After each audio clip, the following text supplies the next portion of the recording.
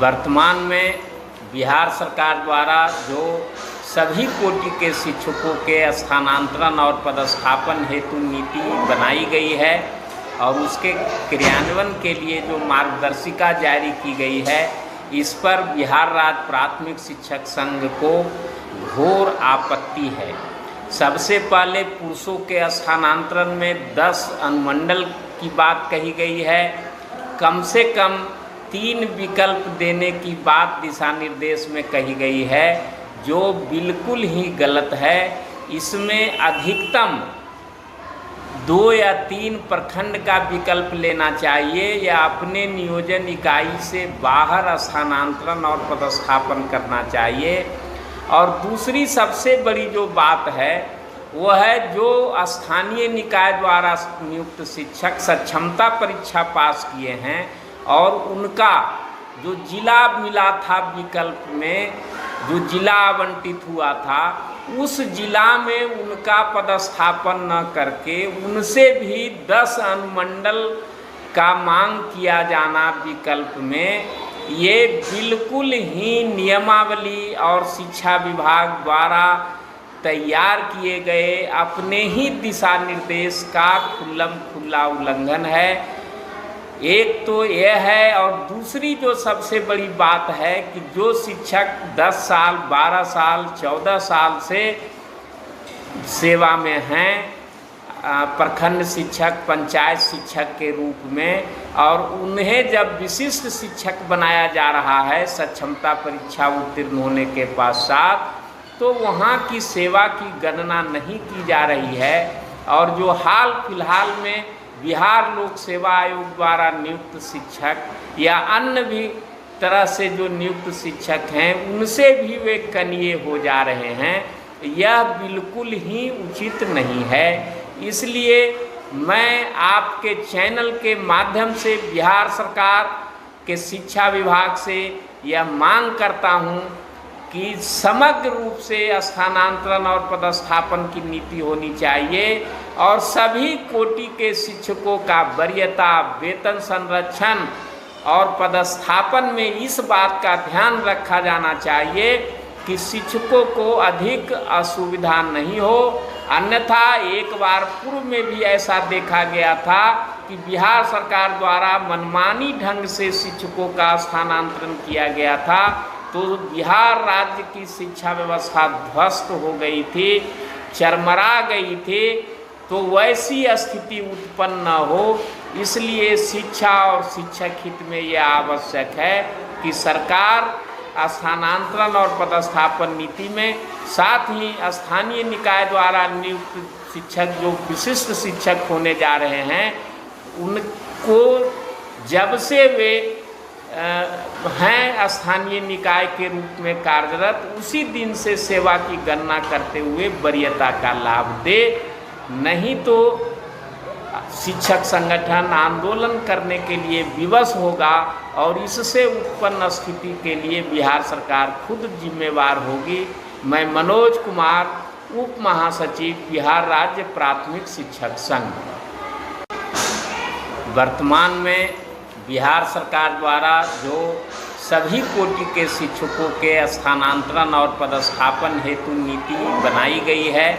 और उसके क्रियान्वयन के लिए जो मार्गदर्शिका जारी की गई है, इस पर बिहार राज्य प्राथमिक शिक्षक संघ को घोर आपत्ति है।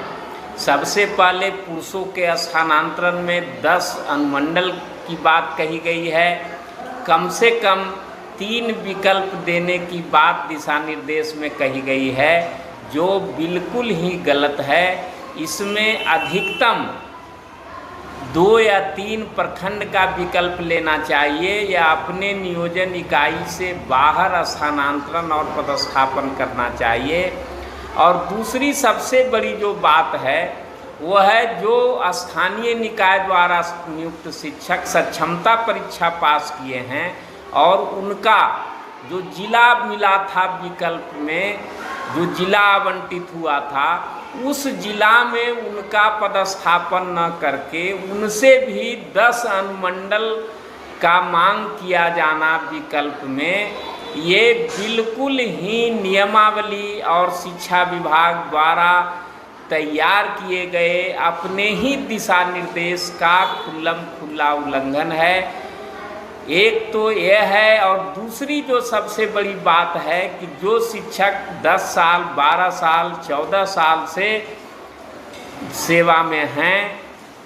प्रखंड शिक्षक पंचायत शिक्षक के रूप में, और उन्हें जब विशिष्ट शिक्षक बनाया जा रहा है सक्षमता परीक्षा उत्तीर्ण होने के पश्चात, तो वहाँ की सेवा की गणना नहीं की जा रही है। और जो हाल फिलहाल में बिहार लोक सेवा आयोग द्वारा नियुक्त शिक्षक या अन्य भी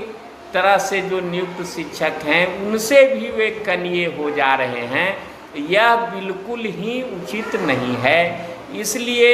मैं आपके चैनल के माध्यम से बिहार सरकार के शिक्षा विभाग से यह मांग करता हूं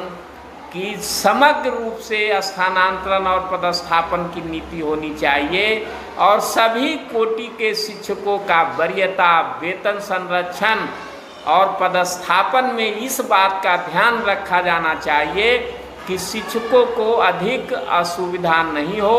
अन्यथा एक बार पूर्व में भी ऐसा देखा गया था कि बिहार सरकार द्वारा मनमानी ढंग से शिक्षकों का स्थानांतरण किया गया था, तो बिहार राज्य की शिक्षा व्यवस्था ध्वस्त हो गई थी, चरमरा गई थी।